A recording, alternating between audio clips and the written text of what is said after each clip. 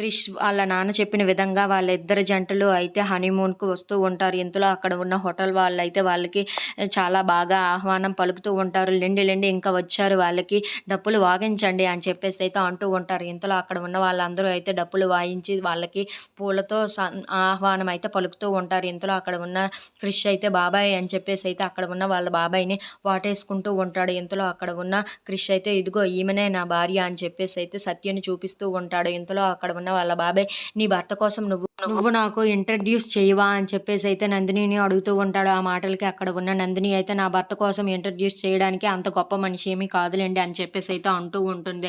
ఆ మాటలు వినగానే అక్కడ ఉన్న సత్య వాళ్ళ అన్నయ్య అయితే ఒక్కసారిగా షాక్ అయిపోయి తనని చాలా కోపంగా చూస్తూ ఉంటాడు. ఇంతలో అక్కడ ఉన్న వాళ్ళ బాబాయ్ అయితే మీ ఇద్దరిది లవ్ మ్యారేజ్ అనుకుంటాను అని చెప్పేసి అయితే క్రిష్‌ని అడుగుతూ ఉంటాడు. ఆ మాటలకి అక్కడ ఉన్న క్రిష్ అయితే సత్యని గట్టిగా పట్టుకొని అవును బాబాయ్ మా ఇద్దరిది లవ్ మ్యారేజే అని చెప్పేసి అయితే తనని పట్టుకొని గట్టిగా చెప్తూ ఉంటాడు. అది చూసిన వాళ్ళ బాబాయ్ అయితే వీళ్ళది చాలా గట్టి ఈ 2 జంటలు ఇక్కడి నుండి వెళ్ళేలోపు ఎలాగైనా వీళ్ళందరినీ కలపాలి అని చెప్పేసి అయితే అనుకుంటూ ఉంటాడు. ఇంతలో అక్కడ ఉన్న వాళ్ళ బాబాయ్ అయితే సరే లోపలికి పదండి, లోపలికి వెళ్ళి ఫ్రెష్ అయిన తర్వాత ఏం చేయాలో తర్వాత ఆలోచిద్దురు గాని అని చెప్పేసి అయితే అంటూ ఉంటాడు. ఆ మాటలకి అక్కడ ఉన్న వాళ్ళందరూ అయితే లోపలికి వెళ్తూ ఉంటారు. If you like this video please like, share and subscribe friends.